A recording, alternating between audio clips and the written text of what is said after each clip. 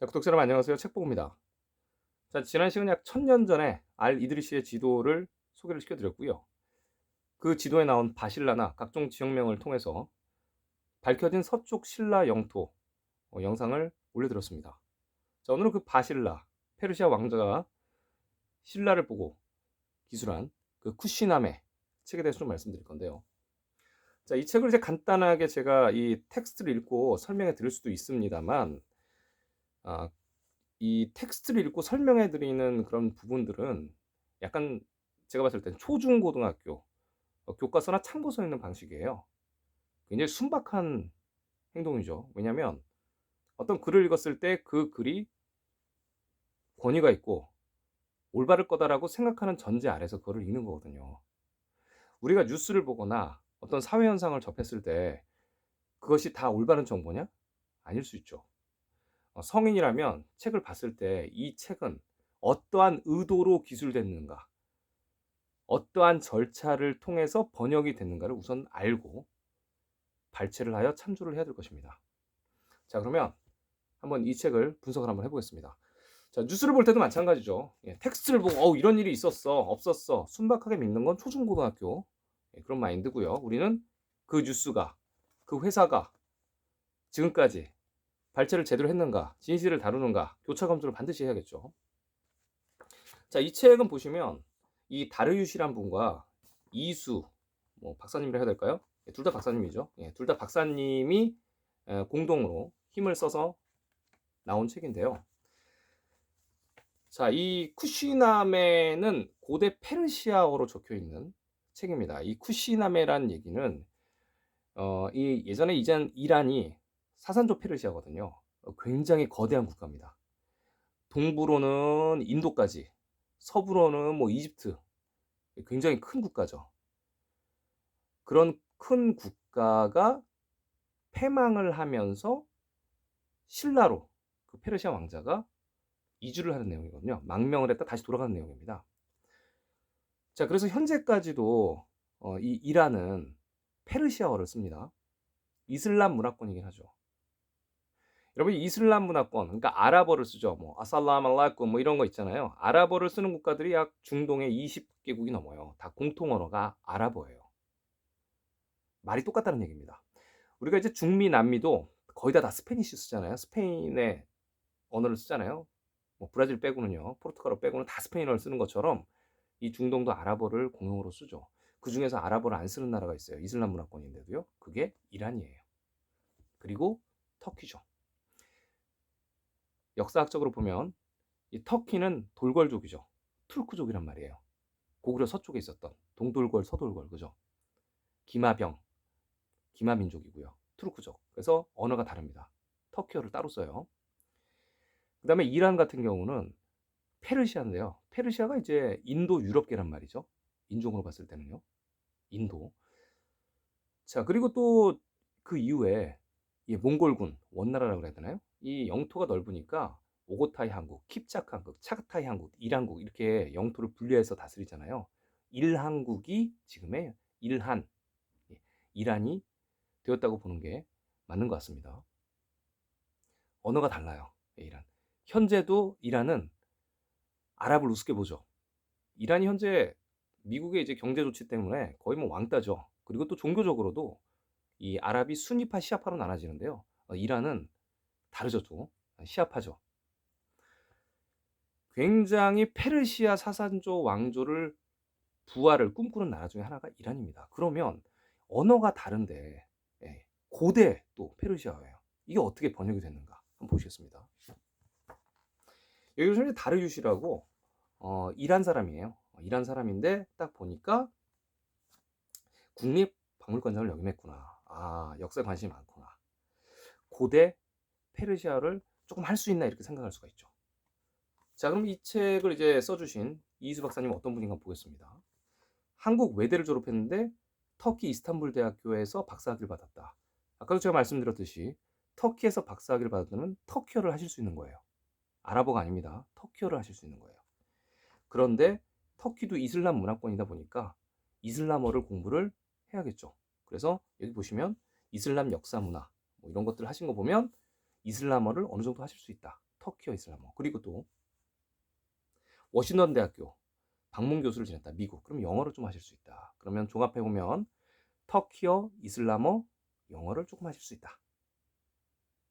페르시아어가 없네요. 그죠? 쿠시나메. 자, 이분이 해야겠는데요. 자, 그럼 이 책의 번역은 어떤 식으로, 어떤 과정으로 이루어져 있는가 보면 1970년대에 이미 이란인들, 그 다음에 한국 사람 벌써 이 쿠시나메 책의 존재를 알게 되죠. 그래서 상당 부분 논의가 되었습니다.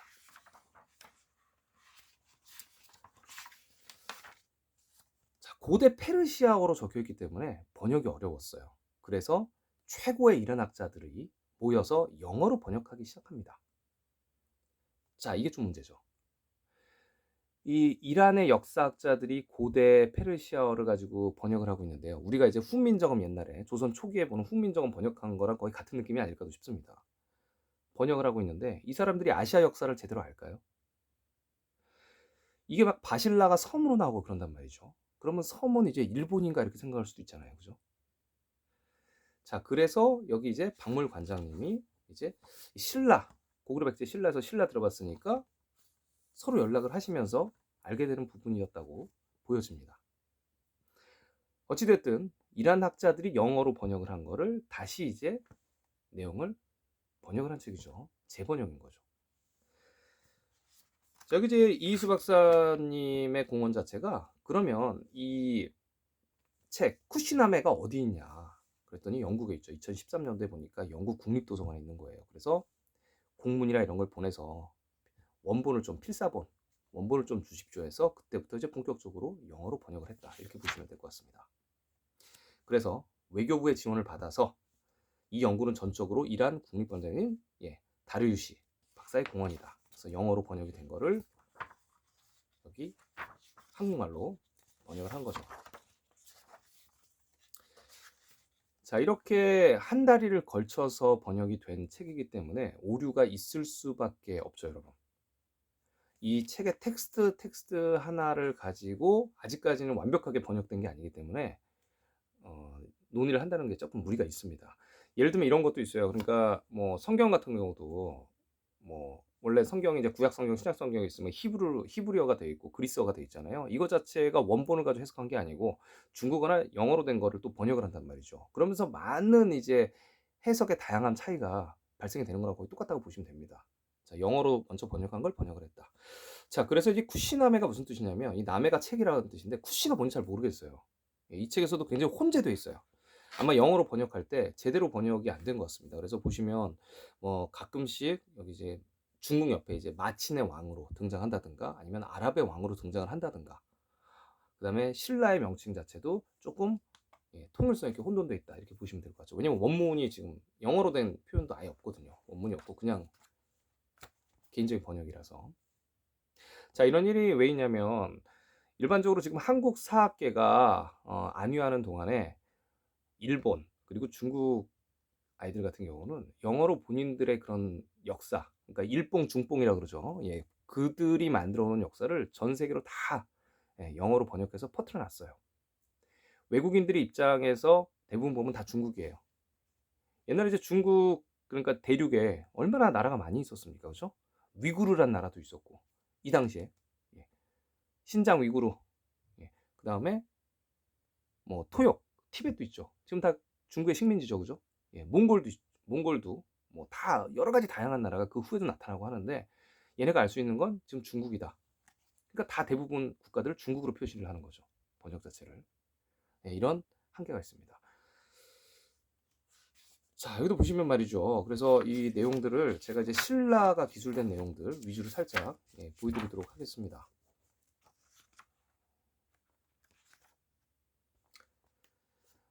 이제 이 쿠시나메가 이제 나메는 책이란 뜻이고 쿠시는 뭐 사람 이름으로 비정이 되고 있는데요. 이 마친의 왕이다 이런 식으로 나옵니다. 이 마친이 어딘지를 몰라요. 마친이 어딘지를 모르는데 아까도 말씀드렸듯이 이제 페르시아가 인도 거의 부근까지 영토가 있었고 그 우측에는 뭐가 있죠? 인도 그 위에는 티벳이 있습니다. 티벳이 굉장히 강성할 때예요. 티벳을 넘어가면 어디죠? 바로 광저우예요. 우측에 그죠? 동남아시아가 펼쳐지면서 광저우가 펼쳐지잖아요. 신라의 땅, 광저우. 예.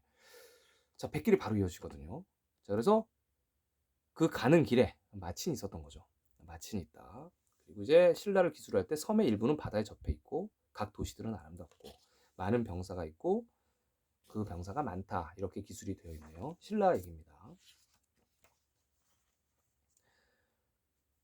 자, 이 페르시아 왕자가 이제 망명을 해서 신라로 들어가죠. 그래서 신라의 왕이 이 망명한 페르시아 왕자를 도와주고 마침내 이 페르시아 왕자가 신라의 공주와 결혼을 해서 다시 고국으로 돌아가는 내용을 담은 책입니다. 그래서 신라에 대한 기술이 굉장히 많이 나와요. 예, 그 부분까지만 지금 책이 나타내주고 있는 겁니다. 자, 한 달간 쉴 새 없이 배를 타고 이 페르시아 왕자가 달섬 하나를 발견했다 이렇게 되어 있습니다. 신라의 경주, 그다음에 이제 신라의 각 그 수도를 뭐라고 부르냐면 월성, 그렇죠? 뭐 신월성, 뭐 이런 식으로 월성으로 부르죠. 뭐 설아벌 이렇게 부르기도 하는데요. 네, 월성으로 부르죠. 그래서 달섬 하나를 발견했다. 산과 바다를 보고 감탄했다. 이렇게 기록을 해놨습니다. 궁 전체가 하늘색 배경으로 금으로 장식되어 있고 의자는 사파이어 루비가 세공되어 있다. 이렇게 신라에 대한 기술을 하고 있습니다.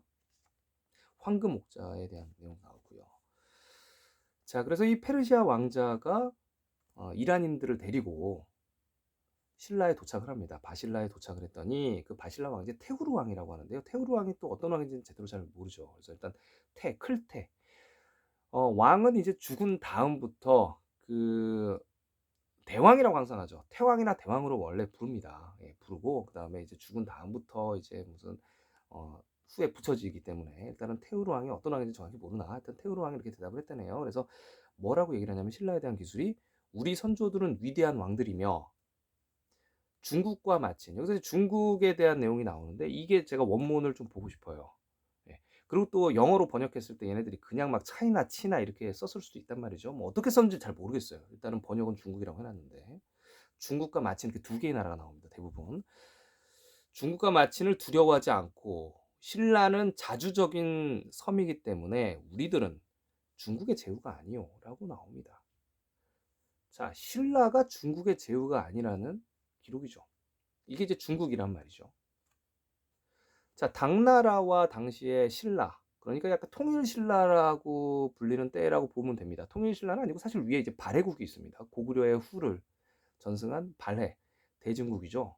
그래서 남북국 시대라고 부르는 게 맞는데요. 위쪽에는 고구려의 후신이 있고요. 그 다음에 아래는 신라가 있는데 당나라와 뭐 합동 공격을 해서 예, 신라가 이제 백제랑 고구려를 무너뜨리는데요. 그 뒤로 또 신라와 당나라가 7년 전쟁을 벌여요. 영토 싸움을 합니다. 엄청 치고받고 싸우는데 보면 뭐라고 그러냐면 우리는 중국과 제후가 아니다. 우리는 자주적인 국가다. 신라가 이렇게 기술하고 있죠. 이게 중국이 맞단 말이죠. 당나라에 대한 내용은 나오지도 않습니다. 또한 양면이 육지에 둘러싸여 있다. 신라가 양면이 육지에 둘러싸여 있나요? 신라의 위치가 지금 현재 안후이성, 그 다음에 한반도에도 나타나죠. 중국과 한반도의 일시 기록이 나타나는데요. 그쪽 이제 안후이성이 양자강이 지나가는단 말이에요. 그렇게 본다면 양면이 육지에 둘러싸여 있다. 말이 되죠. 나머지 길은 이제 중국이나 마친으로 가는 길이다. 왼쪽으로 쭉 가면 티벳이 나옵니다. 인도도 나오고요. 자, 그래서 그 길이니 이란인들의 배가 그 길로 들어올 수 있다. 이렇게 얘기를 하고 있습니다. 뭐 양자강을 따라가든가 아니면 아래 주강을 따라가든가 해서 서쪽으로 교육을 할 수 있다. 이런 얘기로 보시면 될 것 같고요. 또 뭐라고 보면 신라는 우리의 역사가 1000년 이상이다. 이렇게 얘기하고 있습니다. 신라 역사가 약 1000년 거의 뭐 다 된다고 보면 되죠.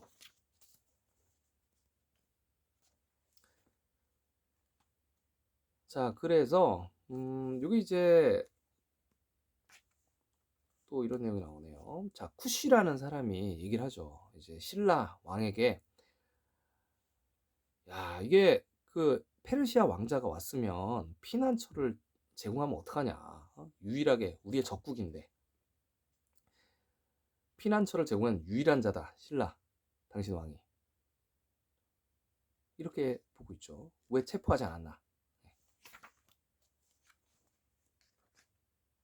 하지만 우린 자주국이다. 이렇게 얘기를 하고 있습니다. 무섭지 않다. 이렇게 얘기하고 있습니다. 신라는 당신은 신라의 어떤 산에 대해서 산세를 잘 모르는 것 같다. 아, 중국. 네. 그러면서 이제 그쪽 이런 요청들을 여기 보시면 이제 신라왕이 중국왕의 모욕적인 서신을 들었어. 그러면서 이제 화가 났다는 내용이죠. 니네가 뭔데 감히. 여기 이제 이 쿠시가 도대체 마친의 왕이냐, 중국의 왕이냐 계속 혼돈을 하고 있어요. 이 책에서는요. 제대로 된 번역이 아니라는 얘기죠. 그래서 뭐 또 이런 내용도 나오네요. 뭐 중국에 현재 왕이 없어가지고 왕자가 비었더니 쿠시가 이제 왕을 했다. 뭐 이런 내용이 나옵니다. 사실 실제로 중국 같은 이제 당나라죠. 당시 이제 신라가 있을 때 당나라인데 이 당나라 같은 경우가 외세의 침범을 굉장히 많이 당했어요. 그러니까 신라와 당과의 7년 전쟁으로 아마 상당수의 영토를 당나라가 뺏겼을 거고요. 그다음에 왜냐면 그런 패한 기록들은 감춥니다만 그 내용에 중국 25사, 그러니까 당서라든가 아니면 삼국사 기록을 통해서도 충분히 유추해 볼 수 있고, 그리고 그 후에 이제 위구르족, 알록사이난이죠. 위구르족한테 이제 수도가 함락이 돼 버리죠. 그리고 이제 왕이 도망가요. 그리고 그 뒤에는 티베트한테 불바다가 되고요. 그다음에 이정기의 제나라한테 또 불바다가 되고요. 마지막에 또 황소인한테 또 불바다가 돼요. 뭐 당나라는 계속 순환의 연속입니다. 사실 여러분 당나라 패정리를 한번 보시면 나중에 제가 영상을 올려드릴 텐데요. 엄청난 나라입니다. 그냥 뭐 계속 불바다예요. 자, 보시면 여기도 이제 중국에는 왕이 없어서 왕자가 비어서 이제 쿠시가 다스렸다. 뭐 이렇게 얘기가 나옵니다. 그래서 쿠시가 동양의 왕이라고 칭했다. 뭐 이런 내용도 나오고요.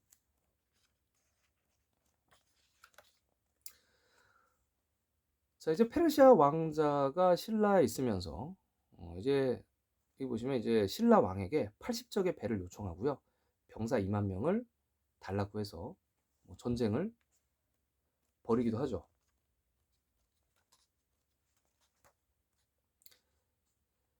이제 귀국에 대한 내용들이 나오는데요. 신라의 공주와 결혼을 하고 이제 페르시아 왕자가 이제 페르시아로 다시 귀국을 하려고 하고 있습니다. 그때 이제 이 신라의 왕이 한 늙은 뱃사공을 불러서 이렇게 얘기를 했다고 해요. 손에 근력도 남아있지 않고 나이 탓에 서 있을 수도 없는 노인에게 여기 이란인들과 이란 왕자가 있는데 페르시아 왕자가 있는데 고국으로 돌아가고 싶어 하니까 근데 이제 카프산을 지나는 것이 너무나 먼 길이기 때문에 거기까지 좀 데려다 줘라. 이렇게 늙은 뱃사공한테 얘기를 합니다. 그래서 가족의 그 영위와 그다음에 돈을 많이 쥐어주고 이 늙은 뱃사공이 거대한 배 4척을 리드하여서 이제 데려다 줬다는 내용이에요. 자, 이게 한반도의 신라라면 일단은 서해바다, 황해죠. 황해바다를 황해바다를 건너야 되는데 선장이 나이 탓에 서 있을 수도 없는 분이라면 좀 힘들지 않을까 싶어요. 아마 양자강이나 중앙을 따라서 중국 남해안으로 현재 중국 본토의 남해안으로 이동을 해서 인도양 쪽으로 움직이지 않았나 싶습니다. 그래서 페르시아 왕자가 바실라를 출발해서 갔다는 얘기고요.